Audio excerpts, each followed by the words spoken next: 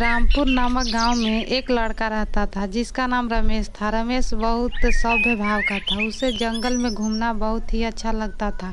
वह हमेशा गांव के पास के जंगल में घूमने जाता था। हमेशा की तरह रमेश अपने घर से निकला और घूमते घूमते जंगल में पहुंच गया। वह बहुत ही देर से जंगल में घूम रहा था। जंगल में बहुत देर घूमने के बाद उसे थकान महसूस होने लगी और कुछ ही देर में उसे एक वृक्ष मिला, तो उसे लगा कि वृक्ष के नीचे आराम कर लेना चाहिए। और फिर रमेश बोला, वाह, कितनी ठंडी हवा चल रही है। यहाँ थोड़ी देर बैठकर मैं आराम कर लेता हूँ। अरे, ये चिड़िया तो मुझे कब से देखी ही जा रही है। चले जाओ यहाँ से, मैं तुम्हें यह पेड़ नहीं काटने दूंगी, यह मेरा पेड़ है। चिड़िया को ऐसा लगा कि रमेश उसका वृक्ष काट रहा है। तभी रमेश बोला, अरे, ये कैसे संभव है? तुम हमारी तरह बात कर सकते हो? अरे वाह, बोलने वाली चिड़िया। चिड़िया की बातें सुनकर रमेश को बहुत ही आश्चर्य हुआ। उसने पहली बार ऐसी इंसानों की तरह बोलने वाली चिड़िया को देखा। और फिर रमेश की बातें सुनकर चिड़िया बोली, यही तो तुम इंसानों की गलती है। तुम लोग को लगता है कि हम इंसानों की तरह बात नहीं कर सकते हैं। हम पक्षी वो सब कर सकते हैं जो एक इंसान करता है। हम पक्षियों को किसी से कम मत समझना। अरे नहीं दोस्त, मेरा वह मतलब नहीं था।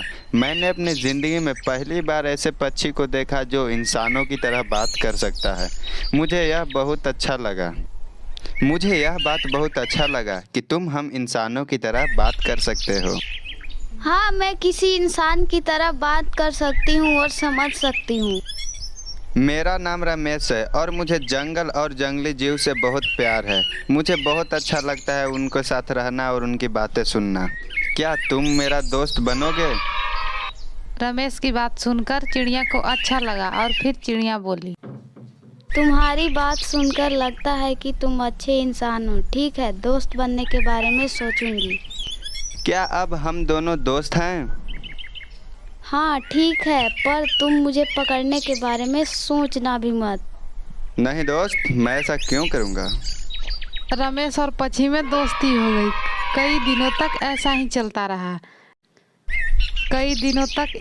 चलता रहा। रमेश पक्षी वाले वृक्ष के पास आता और दोनों साथ में बैठकर ढेर सारी बातें करते। एक दिन की बात है, दुर्भाग्य से उसी जंगल में एक दुष्ट शिकारी आ जाता है और वह जंगल में जाल लगाने के लिए जगह खोजने लगता है। और शिकारी उसी चिड़िया के पेड़ के पास अपना जाल लगा देता है। पिंजरा लगाने के लिए मुझे ये बहुत ही अच्छी जगह मिले, यहाँ पर लगा देता हूँ। एक दो पंछी तो फंसा ही लूँगा। और फिर यह बात कहकर शिकारी वहाँ से जाल लगाकर चला जाता है।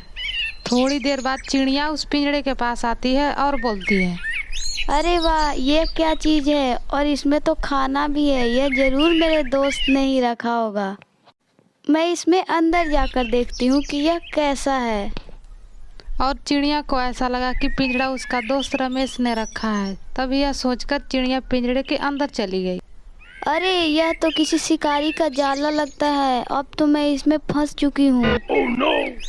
थोड़ी देर में वहाँ शिकारी आ जाता है और देखता है कि चिड़िया फंस चुकी है। और थोड़ी ही देर में वहाँ रमेश भी आ जाता है। अरे, मेरा दोस्त मुसीबत में है। मुझे किसी तरह इसका जान बचाना होगा। दोस्त, मुझे यहाँ से बाहर निकालो। वाह, क्या बात है, बोलने वाली एक चिड़िया। इसकी बाजार में बहुत ही अच्छी कीमत मिलेगी। और शिकारी की बात सुनकर चिड़िया अपना दिमाग लगाती है। तुम मुझे अकेले नहीं ले जा सकते। अगर तुम मुझे कुछ देर के लिए छोड़ दोगे तो मैं अपने कुछ दोस्तों को बुलाकर लाऊंगी। और चिड़िया की बात सुनकर डाकू बोलता है, तुम बोलने वाली चिड़िया हो, इसका ये मतलब नहीं कि तुम मुझे बेवकूफ़ बना दोगी। अगर तुम भाग गई तो फिर मैं क्या करूँगा? डाकू की बात सुनकर चिड़िया बोले, नहीं नहीं, मैं कैसे भागूंगी। ये मेरा इंसानी दोस्त है। तुम इसे पकड़ कर रखना और फिर मुझे अपने दोस्त को बचाने वापस आना ही होगा। चिड़िया की बात सुनकर डाकू को भरोसा हो गया। उसे लगने लगा कि चिड़िया वापस आ ही जाएगी। ठीक है, जाओ अपने दोस्तों को बुला कर लाओ। तब तक मैं तुम्हारे इस दोस्त को पकड़कर अपने पास रख लेता हूँ, लेकिन याद रखना वापस ज़रूर आना। और फिर यह कहकर डाकू पिंजरा खोल देता है और चिड़िया वहाँ से उड़ जाती है। रमेश थोड़ी देर डाकू के पास रहने के बाद बोलता है, मुझे ज़रूरी काम है। मैं काम ख़त्म करके जल्द ही तुम्हारे पास आता हूँ। बिल्कुल नहीं, तुम यहाँ से कहीं नहीं जा सकते। अगर तुम यहाँ से भाग गए तो?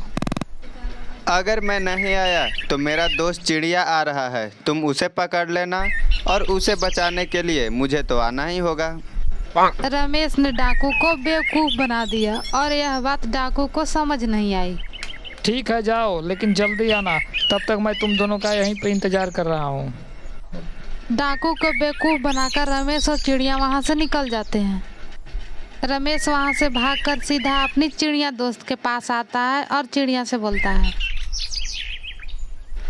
वाह दोस्त, हम दोनों मिलकर उस डाकू को क्या ही बुद्धू बनाए। बहुत मज़ा आया था कल। फिर इस तरीक़ा से रमेश ने चिड़िया की जान बचाई और दोनों खुशी खुशी रहने लगे।